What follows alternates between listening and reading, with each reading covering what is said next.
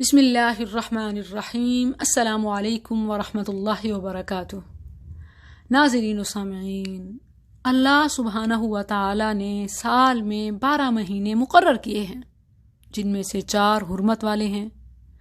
ہمارے ہاں ہر مہینے کے ساتھ کوئی نہ کوئی چیز منسوب کر لی گئی ہے، کسی میں بدعات و خرافات تو کسی میں توہمات و رسومات، اور تو اور کسی مہینے کو ہی نعوذ باللہ منحوس سمجھتے ہیں، جیسے یہ سفر کا مہینہ ہے۔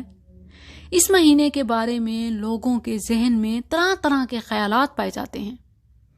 کچھ لوگ یہ عقیدہ رکھتے ہیں کہ اس مہینے میں بہت سی آفتیں مصیبتیں نازل ہوتی ہیں۔ ابھی کل ہی مجھ سے کسی بہن نے پوچھا کہ ماہ سفر میں جو مصیبتیں اترتی ہیں ان سے کیسے بچیں۔ تو آج کے لیکچر میں میں بتاتی ہوں کہ ایک مسلمان کا کیا عقیدہ ہونا چاہیے، کیا کوئی چیز اس کے لیے رکاوٹ، بندش، نحوست بن سکتی ہے یا نہیں، قرآن و حدیث سے جانتے ہیں۔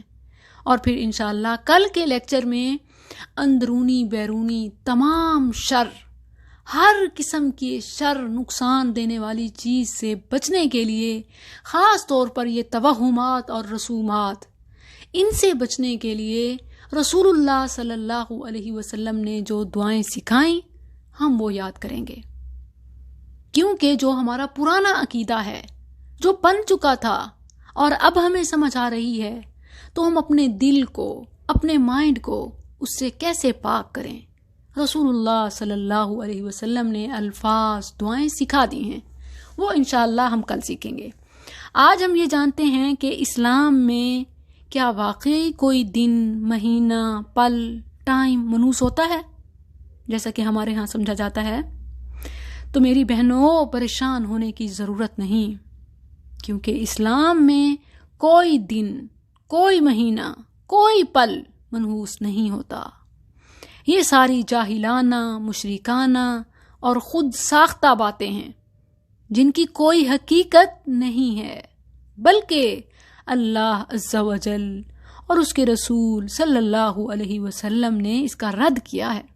سورہ شورى آیت نمبر 30 اللہ فرماتا ہے، وَمَا أَصَابَكُم مِّن مُّصِيبَةٍ فَبِمَا كَسَبَتْ أَيْدِيكُمْ وَيَعْفُو عَن كَثِيرٍ، اور جو بھی تمہیں مصیبت پہنچتی ہے وہ تمہارے اپنے ہاتھوں کی کمائی ہے، اللہ بہت سے گناہوں سے درگزر کرنے والا ہے۔ اس آیت سے کیا سمجھ آتا ہے؟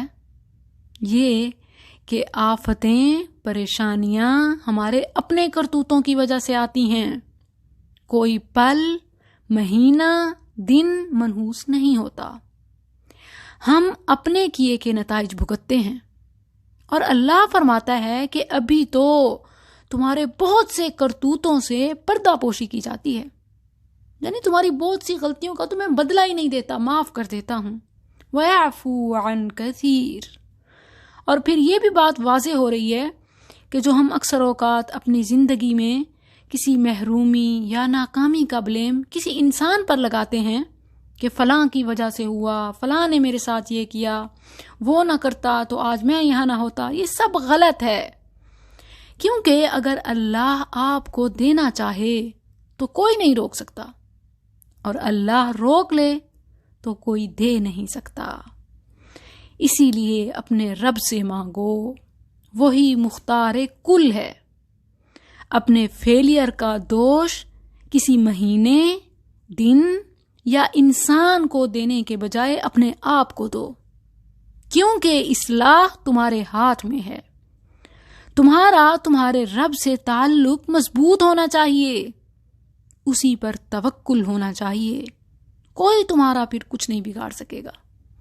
کمی تو ہمارے اپنے اندر ہے، ہمارے اپنے اعمال سزا کے لائق ہیں، پھر الزام ادھر ادھر، کبھی اس پر تو کبھی اس پر، صرف اس لیے کیونکہ الزام تراشی بہت آسان ہوتی ہے، کچھ کرنا نہیں پڑتا، بس الزام لگاؤ اور بری ہو جاؤ۔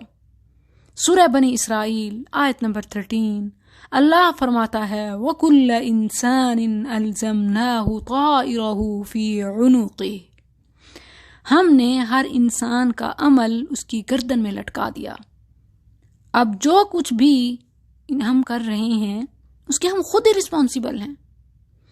گڈ لک، بیڈ لک، ان سب کے کنٹرولر ہم خود ہیں.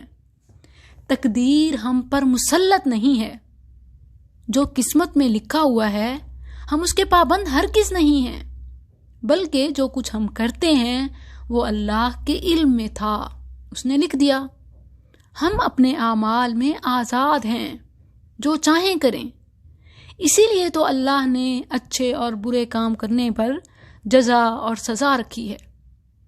ہر مسلمان کا یہ عقیدہ ہونا چاہیے کہ وقت برا نہیں ہوتا، ہماری اپنی چوائسز بری ہوتی ہیں.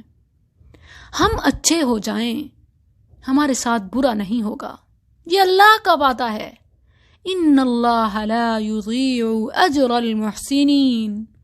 بے شک اللہ محسنین کا اجر ضائع نہیں کرتا. پازیٹیو تھنکنگ ہونی چاہیے، پازیٹیو کریکٹر ہونا چاہیے. ہمیشہ پازیٹیو چیزیں پازیٹیو رزلٹ لاتی ہیں.